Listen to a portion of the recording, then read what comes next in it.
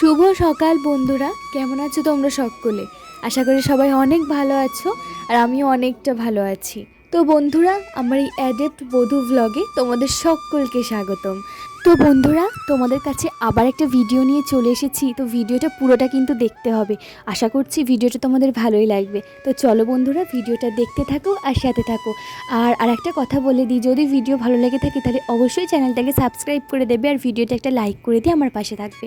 আর তোমাদের যা ইচ্ছে তোমরা কমেন্ট করতে পারো, আমি কিন্তু তোমাদের কমেন্টের রিপ্লাই অবশ্যই দেবো। তো চলো বন্ধুরা, ভিডিওটা শুরু করা যাক। জানো তো বন্ধুরা, মা গেছে সকালে মাঠে জমিতে, মানে চাষের বাসের কিছু কাজ আছে, তো সেগুলোই করতে গেছে। আর আমি বাড়ির টুকিটাকি কাজ যেরকম থাকে সেই কাজগুলোই সারছিলাম। ভাই ওদিকে ঘুমাচ্ছে, কারণ ভাই কালকে রাতে একটা জায়গায় গিয়েছিল, অনেকটা রাতে বাড়ি এসেছে, তাই এখনও পর্যন্ত ঘুমাচ্ছে। এখন বাজে ওই 8:30 মতো। তো মা একজনকে দিয়ে বলে পাঠিয়েছে যে মাঠে একটু জল নিয়ে যেতে। তো ভাইকে বললাম যে তুই মায়ের কাছে জলটা নিয়ে যা, কিন্তু সে তো উঠবেই না, যাবেই না, আমাকে বললো যে তুই যা। তো সোনামা ঘুমাচ্ছিল, তার কারণে আমি বললাম যে তাহলে তুই সোনামাকে দেখ, আমি যাচ্ছি। তো ভাইয়ের কাছে সোনামাকে শুইয়ে দিয়ে এসেছি, এসে কিন্তু আমি মায়ের কাছে জলটা দিতে যাচ্ছি। তো বন্ধুরা, মাঠে যখন যাচ্ছি তখন তোমাদেরকে একটু প্রাকৃতিক দৃশ্যটা দেখাবো না আমার, তাই বন্ধুরা ফোনটা কিন্তু সাথে করেই এনেছি, একটু ভিডিও করে নেব, করে নিই কিন্তু তোমাদেরকে শেয়ার করব, তো তারই কারণে। তো দেখো বন্ধুরা, কত সুন্দর এই দৃশ্যটা দেখতে লাগছে। শহরের মানুষজন কিন্তু এরকম দৃশ্য সহজে চোখে দেখতে পারে না। তারা কিন্তু কাঁড়ি কাঁড়ি টাকা পয়সা খরচা করে অনেক দূরে দূরে এই সব জিনিসগুলোই দেখতে যায়, এই সবুজ মাঠ, তারপরে পুকুর ভর্তি জল, এরকমই কিছু দেখতে যায়। তো এইগুলো কিন্তু আমরা ফ্রিতেই দেখতে পাই। গ্রামের মানুষের এটাই একটা সবথেকে বড় সুবিধা। তো বন্ধুরা, যেহেতু এখন বর্ষাকাল, তো এখনকার সবথেকে গুরুত্বপূর্ণ ফসল হচ্ছে ধান। তো ধান তো চাষ হয়েইছে, তার সাথে সাথে পাশে পাশে কিন্তু দেখো এরকম শশাও চাষ হয়েছে। শুধু শশা নয় গো, শশা, ঝিঙে, ঢ্যাঁড়স, বেগুন, মানে অনেক কিছু চাষ হয় আমাদের এখানটা করে। কিন্তু কাঠটা ফসল, মানে অনেকে কাঠটা ফসল বলে, অনেকে অনেক কিছু বলে, এই শসা টোসা মানে সবজিগুলোকে আর কি। তো এই জিনিসগুলোকে কাঠটা ফসল বলা হয়। তো এই ফসলগুলো কিন্তু আমাদের এদিকে ভীষণ মানুষ চাষ করে। তো তোমরা দেখতেই পাচ্ছ কত শশা চাষ হয়েছে। তো বন্ধুরা দেখো, আমি কিন্তু আস্তে আস্তে চলে যাচ্ছি কিন্তু মায়ের কাছে। আর এই দেখো, এই পুকুরটাই দেখছো জলে একদম থই থই করছে। শুধু এই পুকুরটা নয়, পুরো একদম মাঠের মধ্যে যত পুকুর আছে সব পুকুরে কিন্তু জল একদম থই থই করছে। আর ওই দেখো জলে কে একজন স্নান করছে, আমি দেখলাম, তাকে কিন্তু মানে দেখাই যাচ্ছে না। আমার তো রীতিমতো ভয় লাগছিল যে এক পুকুর জলের মধ্যে কিভাবে অত দূরে গিয়ে সাঁতার কাটছে। আর এই দেখো, এটা হচ্ছে আমাদের পাড়ার একটা ঠাকুমা। তো ঠাকুমাটা কিন্তু ঘাস কেটে বাড়ি ফিরছে। আমরাও কিন্তু এরকম ঘাস অনেক কেটেছি। বিয়ের আগে এরকম ঠাকুমার সাথে মায়ের সাথে যেতাম, তারা ঘাস কাটতো, আমরা দাঁড়িয়ে থাকতাম, তারপরে তারা যখন বাড়ি আসতো তাদের সাথে আবার টুকটুক করে বাড়ি আসতাম, খুব মজা লাগতো জানো তো। তো দেখো, ঠাকুমাটা কিন্তু ঘাস কেটে নিয়ে বাড়ি চলে গেল। আর বন্ধুরা, আমি কিন্তু তোমাদের বাড়ি বাড়ি জুম করে করে দেখাতে চাইছিলাম ওটা কে, আর আমি নিজেও দেখার চেষ্টা করছিলাম।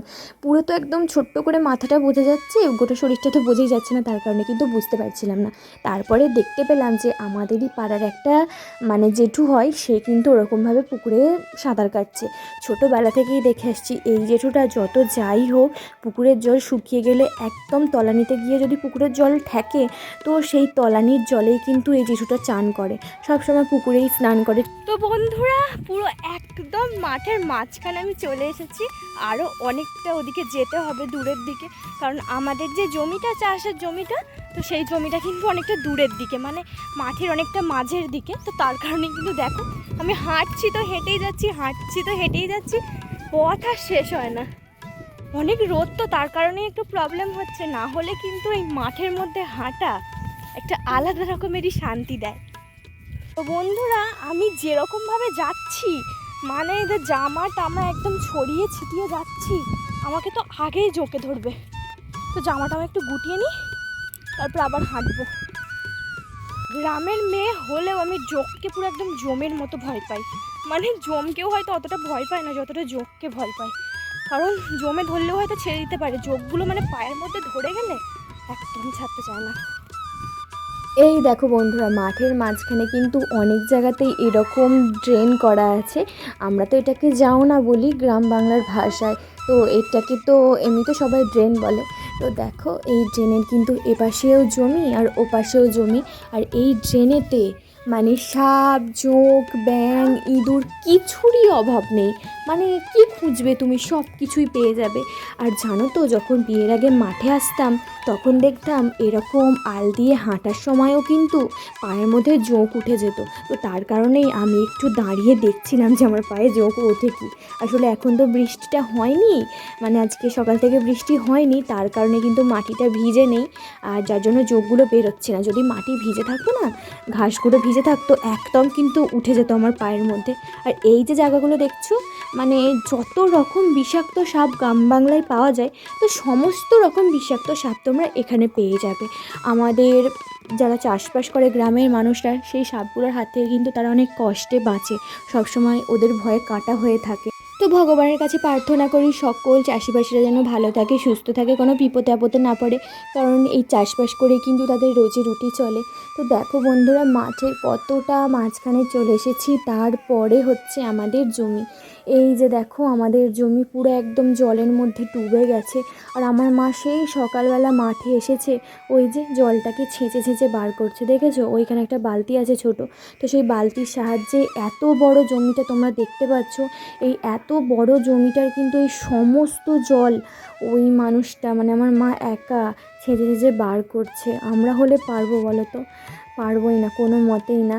তো কি বলবো, অক্লান্ত পরিশ্রম, তারপরেই দুটো পয়সার মুখ দেখতে পায়, একটু সোনার ফসল ফলাতে পারে।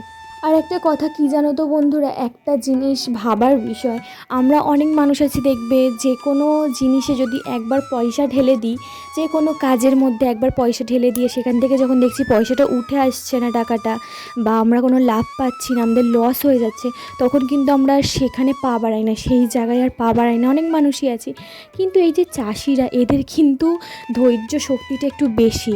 কেন বলো তো বলছি, কারণ আমাদের চাষবাস আছে তো, এটা আমি বুঝি।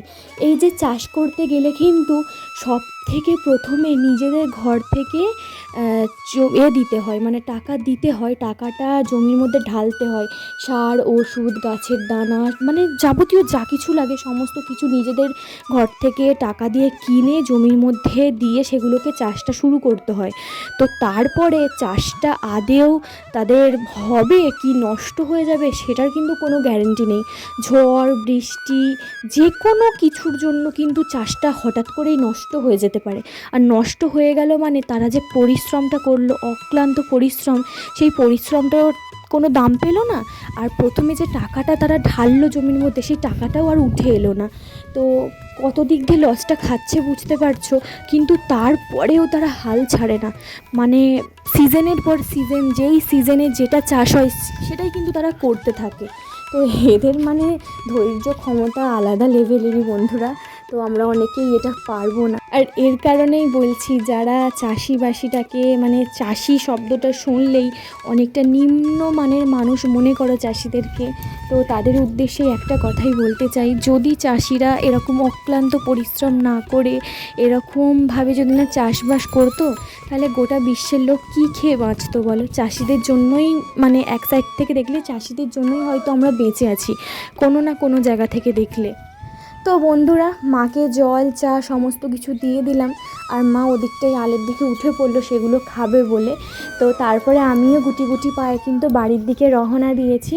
আর তোমাদেরকে একটু দেখানোর ভালোভাবে চেষ্টা করছিলাম শসা চাষটা আসলে কিভাবে হয়, পদ্ধতিতে একটু দেখানোর চেষ্টা করছিলাম। তো এই কিছু মিনিটের মধ্যে তো সমস্ত কিছুটা দেখানো সম্ভব নয়, আর সমস্ত কিছুটা ভিডিও করতেও আমি পারিনি, কারণ সোনামাকে বাড়িতে রেখে এসেছি। ঘুম থেকে ওঠার পর একটু বেশিই বায়না করে, আর সোনামা একবার যদি বেশি করে বায়না ধরে যায় তাহলে কিন্তু ভাই ওকে একদমই শান্ত করতে পারবে না। তার কারণেই কিন্তু আমি বেশ একটু ভালো করে ভিডিওটা বানাতে পারলাম না, তাড়াতাড়ি করেই কিন্তু বাড়ি ফিরে গেলাম।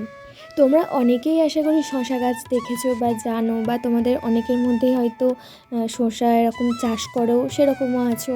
তো তবু আমি দেখিয়ে দিচ্ছি, যারা দেখেনি বা যারা জানে না এই শসা গাছের বিষয়, তারা একটু মানে জানতে পারবে আর কি, তারই কারণে কিন্তু দেখাচ্ছি।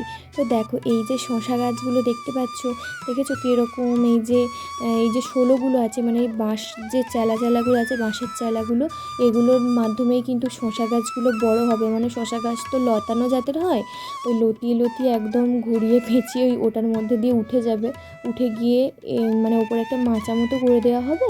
তো সেখানেই ওরা একদম ভালোভাবে চাড়িয়ে টাড়িয়ে তারপরে কিন্তু ফলটা হবে, মানে হচ্ছে শশাটা কিন্তু হবে।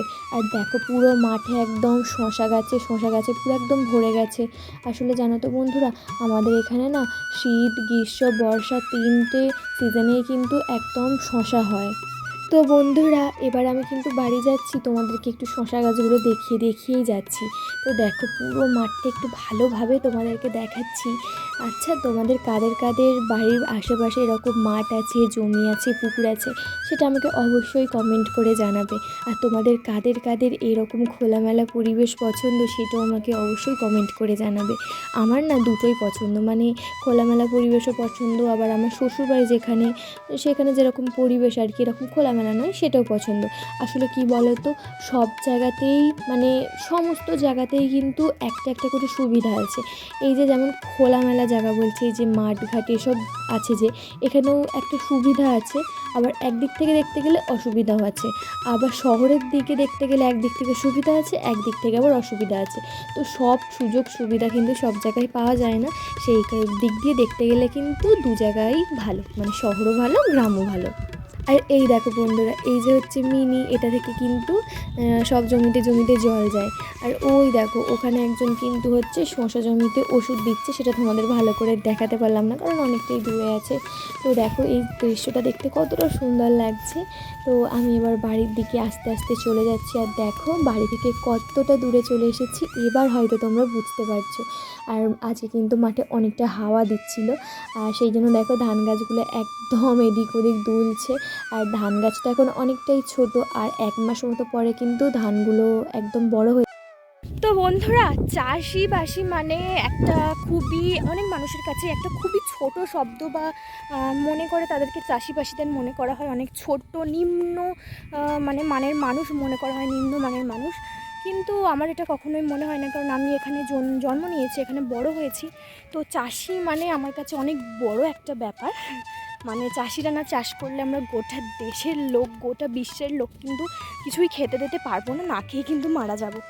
তো বন্ধুরা, এই ধান গাছেরও কিন্তু অনেক যত্ন নিতে হয়, মানে ধান জমিতেও অনেক রকম কাজ থাকে। তো সেই কাজেরই এক ধরনের কাজ কিন্তু দেখো এই পাড়ার জেঠিমা ঠাকুমা এসব করছে, মানে ধান গাছের গোড়ায় যে আগাছাগুলো হয়ে আছে, সেই আগাছা জঞ্জালগুলো কিন্তু পরিষ্কার করছে। পরিষ্কার করার পরেই কিন্তু ভালো করে ধান গাছগুলো বেড়ে উঠতে পারবে, তাদের কোনো অসুবিধা হবে না। তো সেইটা একটু তোমাদেরকে দেখিয়ে দিলাম। তাহলে বন্ধুরা, আমাদের এই মাঠের পরিবেশ তোমাদের কেমন লাগলো অবশ্যই কমেন্ট বক্সে জানিও। আর ভিডিও ভালো লাগলে অবশ্যই লাইক কমেন্ট অ্যান্ড চ্যানেলটাকে সাবস্ক্রাইব করে আমার পাশে থাকো। তো চলো, আজকে আমি আসছি, টাটা বাই, সবাই সুস্থ থেকো।